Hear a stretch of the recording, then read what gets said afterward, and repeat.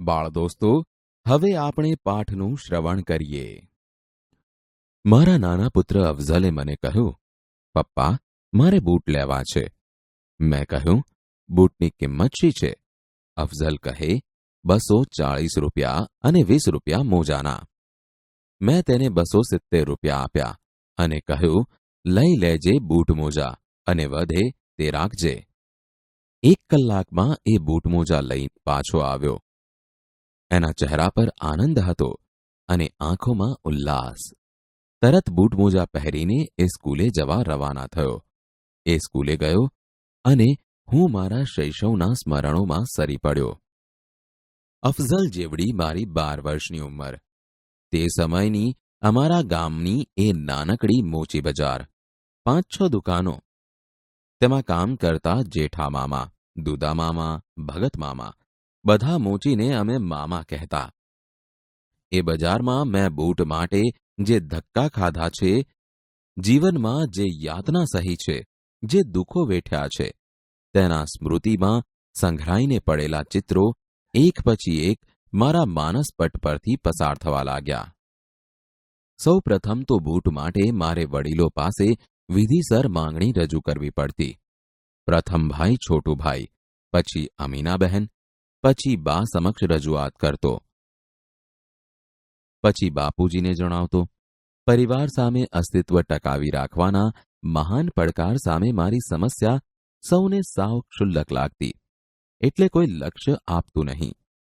સાતમ આઠમનો મેળો, તરણેતરનો મેળો, ગણેશ ઉત્સવ, નવરાત્રિ, લગ્નગાળો, શાળાના પ્રવાસો વગેરે બૂટ પહેરવાના પ્રસંગો ગણી શકાય.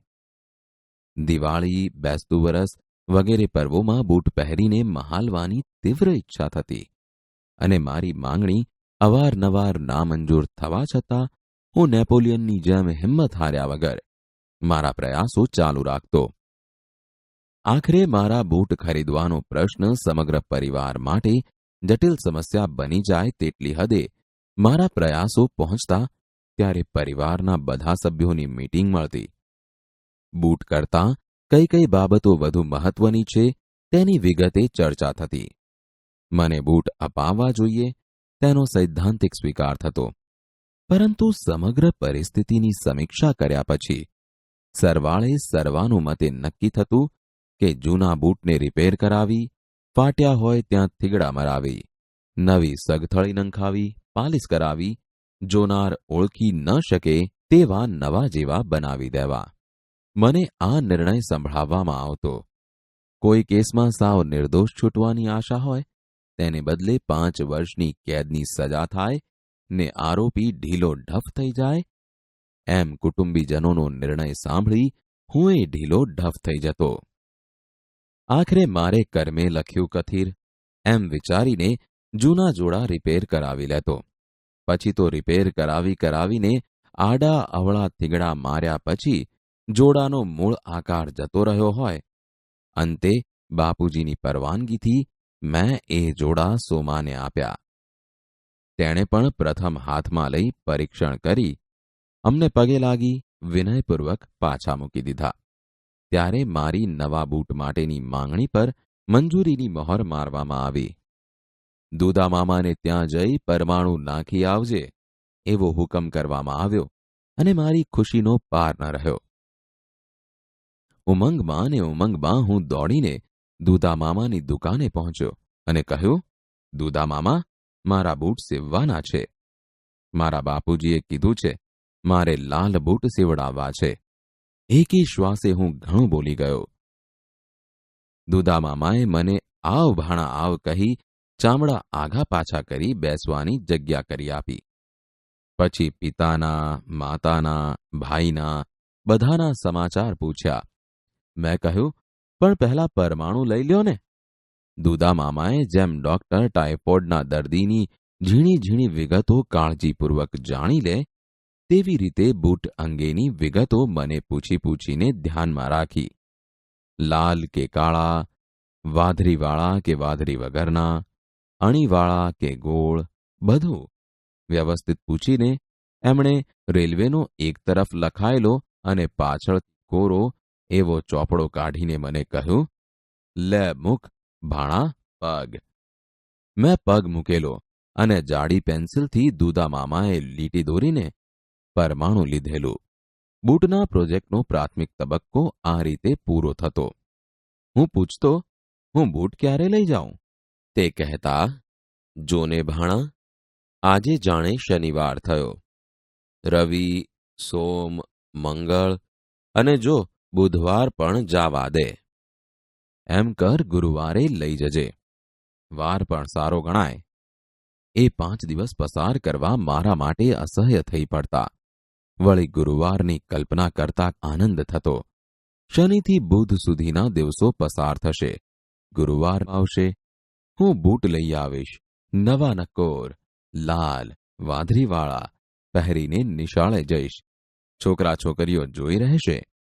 5 દિવસ પસાર કરી ગુરુવારે હું ઉત્સાહમાં દુદામામાની દુકાને પહોંચતો અને કહેતો, મારા બૂટ લાવો, મારા બૂટ જલ્દી આપી દ્યો. પરંતુ મારી આવી ઉત્કંઠાની દુદામામા માથે કાંઈ અસર થતી નહીં. કાયમની ટેવ પ્રમાણે તેઓ કહેતા, આવ ભાણા આવ, છોટું મિયા ક્યાં છે? હું કહેતો, દ્વારકા પાસે બરડિયા સ્ટેશન છે, ત્યાં સ્ટેશન માસ્તર છે. હા તો બરાબર. દુદામામાની લાંબી વાત શરૂ થતી. અરે ભાણા, હું તને કહેતા ભૂલી ગયો. અમે ઘરના બધા હમણાં જાત્રાએ ગયા હતા. એમાં દ્વારકા આવતાકને છોટુભાઈ ભેગો થઈ ગયો. અમને જોઈને શું ખુશ થયો છે. મને કહે, મામા તમે આય ક્યાંથી? મેં કહ્યું, ઘરના સૌ જાત્રાએ નીકળ્યા છીએ. હજી આ ગાડીમાંથી ઉતર્યા જ છીએ. અમે સાથે ગરમ ચા પીધી. પછી મંદિરે દ્વારકાધીશના દર્શન કરાવ્યા. આખું દ્વારકા ફેરવ્યા અને છેલ્લે સ્ટેશને આવી ગાડીમાં સારી જગ્યા ગોતી બેસાડી દીધા. તે અમે સીધા આવતા રહ્યા. કાંઈ તકલીફ ન પડી. મોટો ઈ મોટો. દુદામામાએ લાંબી વાત એટલી રસપૂર્વક કરતા કે મને બૂટ ભૂલવાડી દેતા. પણ હું કહેતો, પણ મારા બૂટનું શું? બૂટ ઝટ આપો ને. અરે ભાણા, ઈ જ તો તને કહું છું. આ જાત્રામાં થોડા દિવસ કામ નથી થયું, એમાં રહી ગયા છે. કામ તો ભાણા આખી જિંદગી કરવું જ છે ને. પણ જો શુક્ર, શનિ, રવિ, એમ કર સોમવારે લઈ જજે બસ. હું રોવા જેવો થઈ જતો. તમે ખોટે ખોટા ધક્કા ખવરાવો છો. બૂટ સીવી દેતા નથી.